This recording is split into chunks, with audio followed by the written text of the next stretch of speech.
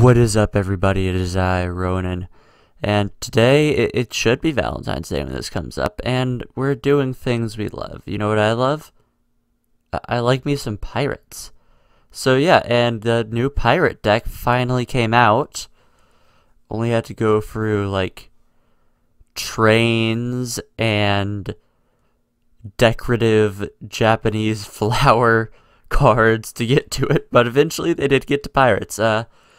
Yeah, so recently Plunder Patrol was released. It's a new archetype, and they focus kind of around a neat little mechanic where their extra deck monsters equip the main deck monsters in order to sort of gain disruptive effects, so long as your opponent controls monsters on the field that are the same attribute as your own. So it's a pretty neat deck. I tried to make it as pure as I could. I do run a slight kaiju engine, but that's just because, well, that's because of one of the requirements for playing a Plunder Patrol card, but we'll get into that later. But yeah, so let's go ahead and get right into it, starting with the Plunder Patrol cards. You only have two Plunder Patrol main deck monsters with Blackbeard and Whitebeard, the Plunder Patrol Helm and Matey distinctly. So they're both level 4 fiends. Whitebeard is a tuner, Redbeard is not, and they both have the common effect that, as a quick effect, you can special summon a Plunder Patrol monster from the extra deck with the same attribute as a monster your opponent controls or is in their graveyard, and if you do summon it this way, you equip this monster onto that. They also have their own sort of like floaty effects, like example, if Whitebeard is sent from the hand or monster zone to the grave, you can special a Plunder Patrol from your deck except itself. That does lock you into Plunder Patrol monsters though. Redbeard, when it's sent to the grave, will equip itself onto a Plunder Patrol monster. However, it is a hard once per turn as well. So, they're not bad, but I feel like how good they are is kind of dependent on the extra deck monster you summon. So let's go ahead and go over them first. We have Plunder Patrol ship Bran, Plunder Patrol ship Mork, and Blackbeard, the Plunder Patrol captain. So let's start with Bran. So it requires a tuner and a non-tuner. It makes it so that all fiends you control gain 500 except for itself.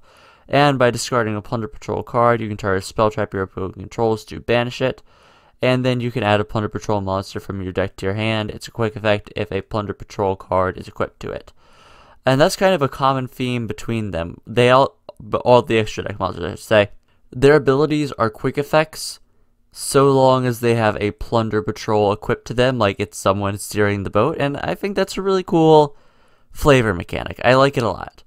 But that little tangent done, let's go ahead and talk about Mork. It requires 2 level 4s, and it lets you discard a Plunder Patrol card to target a effect monster your opponent controls and banish it, and then add a Plunder Patrol spell trap from your deck to your hand, and the quick effect thing, once again, applies. So between these two, you can get some pretty decent removal. The only problem is you need Plunder Patrol cards, so you have to run a lot of them, and just not a lot of them exist right now. Lastly though, we'll go over the Link monster, Blackbeard the Plunder Patrol captain. It's Link 2, requires 2 monsters including a Plunder Patrol monster, and as a quick effect you can target a effect monster you control, special a Plunder Patrol monster from your extra with the same attribute as a monster your opponent controls or is in the grave, and if you do, you equip that target to it and draw a card. It is a hard once per turn. So what's cool about Blackbeard is that he can target himself.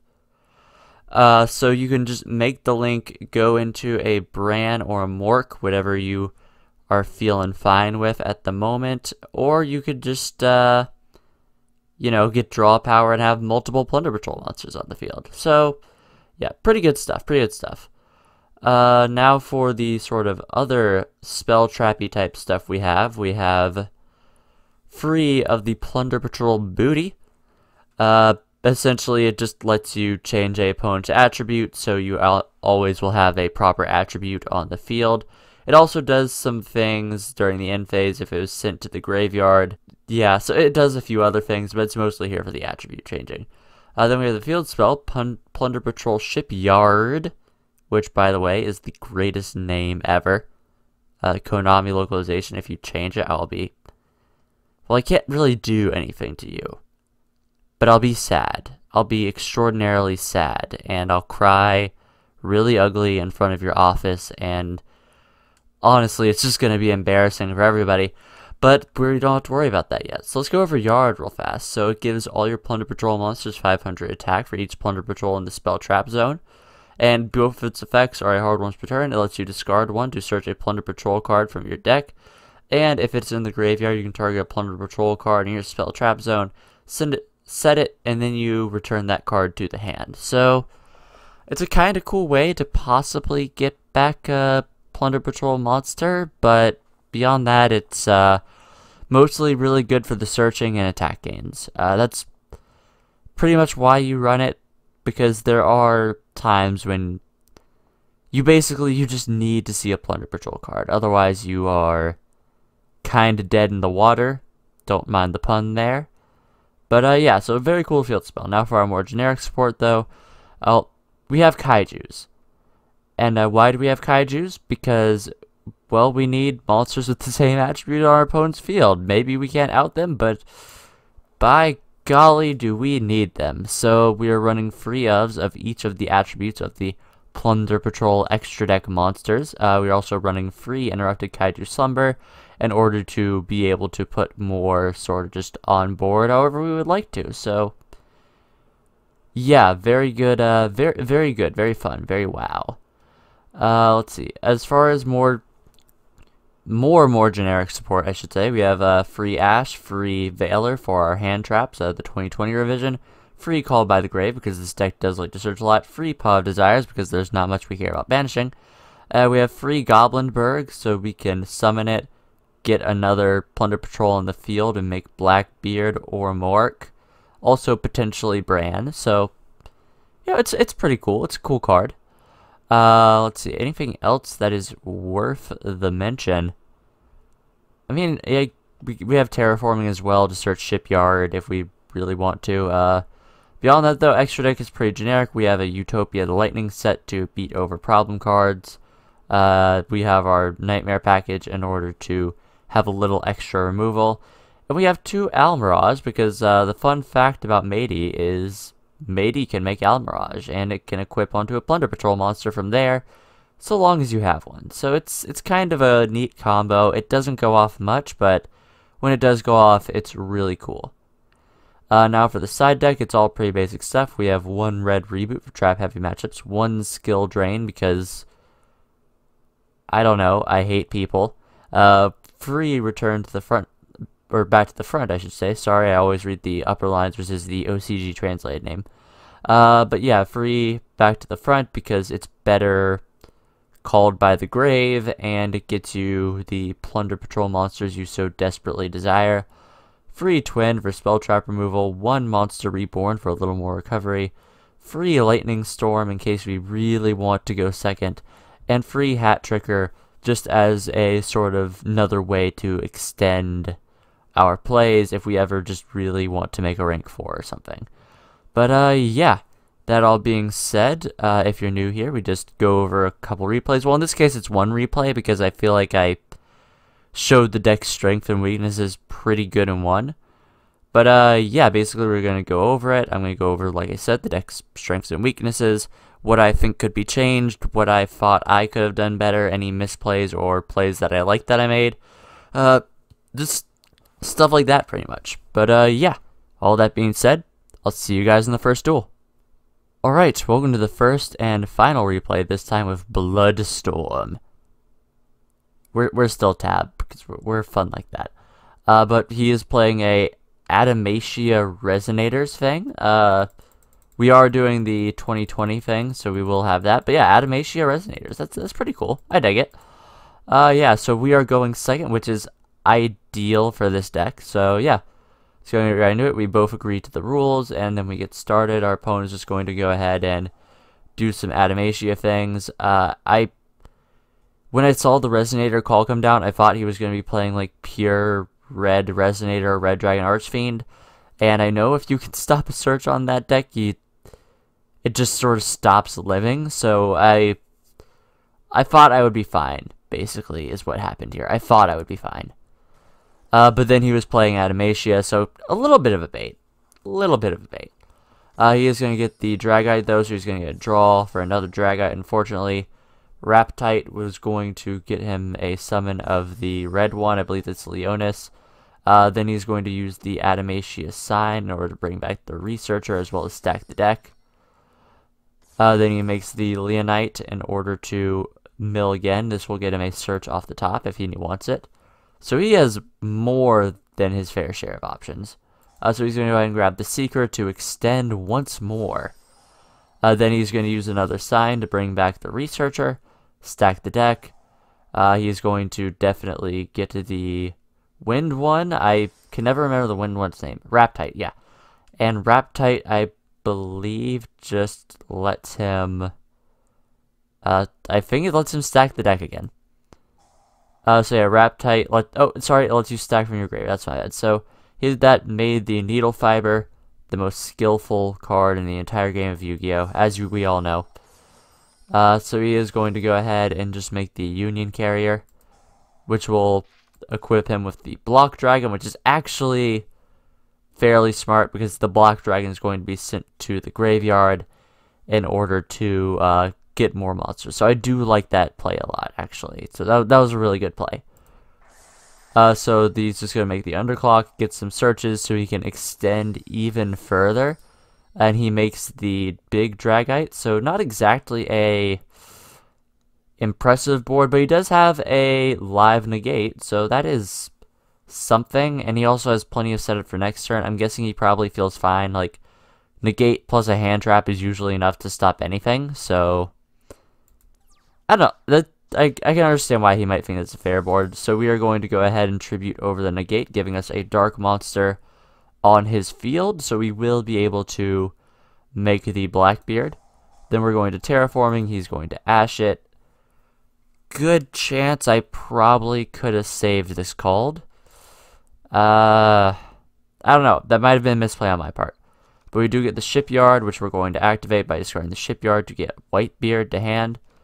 Then we'll summon Whitebeard, just attack over the Union Carrier. And now we will be able to summon a dark monster from the extra deck, which was, in our case, Blackbeard.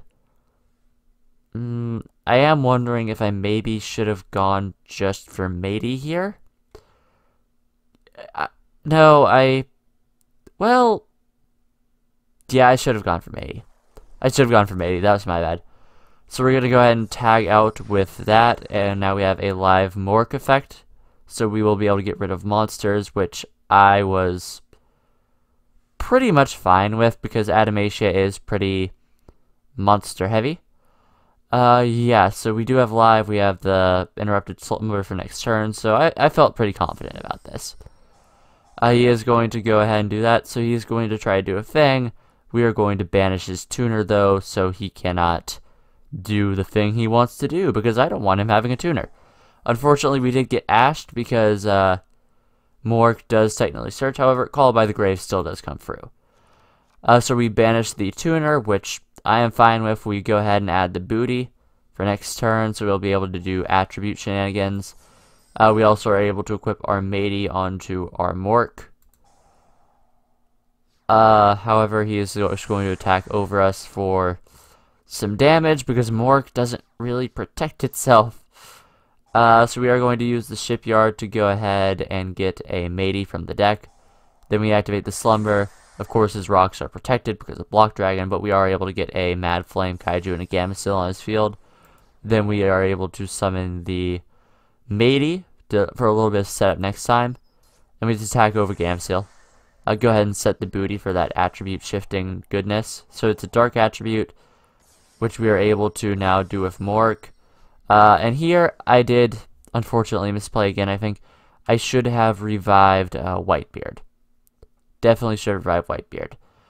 However, it doesn't particularly matter, because see what this deck is good at is it can set up a disruption pretty easy.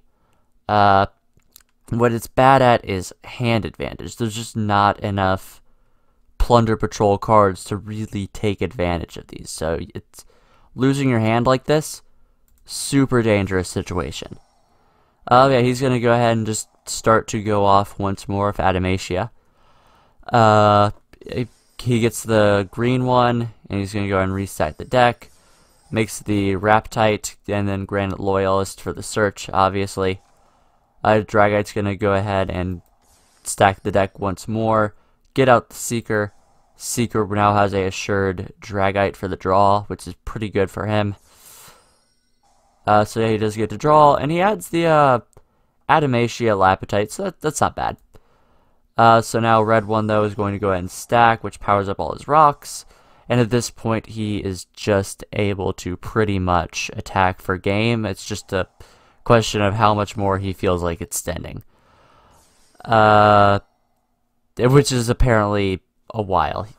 I mean, don't get me wrong, Bloodstorm, I fully accept that I was trounced to this game. But, like, you didn't need to do all that.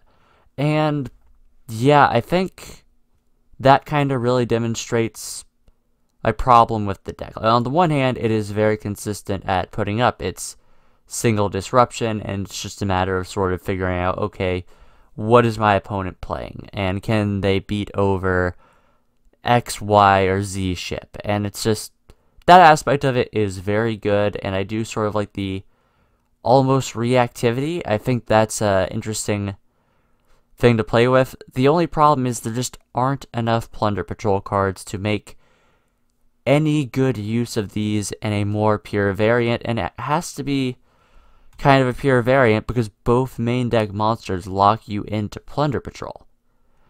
So yeah, I mean, I certainly hope this deck gets more support in the future. If it doesn't, though, I'll be very sad because, look, I've wanted a pirate archetype forever. They had a cool one with, like, the Captain Lock stuff and Arc V, which I have actually watched a little bit more of lately, and it's pretty meh. But, like, it was a cool thing, like, it was a pirate, and then they just didn't give us that pirate, and I don't know why. Why does Konami hate pirates? That's the question of the day. Why does Konami hate pirates? You guys gotta let me know. But, yeah, that all being said, like if you liked, comment if you had something to say, and subscribe if you want some more. This has been Ronin, signing off.